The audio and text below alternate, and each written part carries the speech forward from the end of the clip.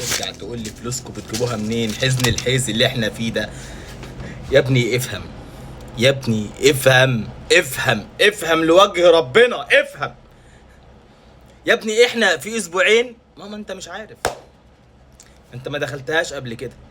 احنا في اسبوعين 2 من مشاركتنا لكاس العالم خدنا مكافآت بالقيمة التسويقية بتاعتكم 11.5 مليون.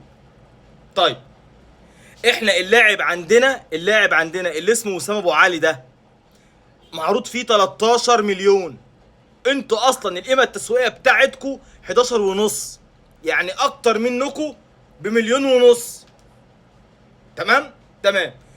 اتعاقدنا مع شركة هاير، دي برضو شركة اتعاقدنا معاها، برضو فلوس، برضو فلوس والله، والله فلوس قسم مش ورق. احنا ما بناخدش ورق. كابتن احنا ما بناخدش ورق، فوق، احنا ما بناخدش ورق يا كابتن، احنا بناخد فلوس.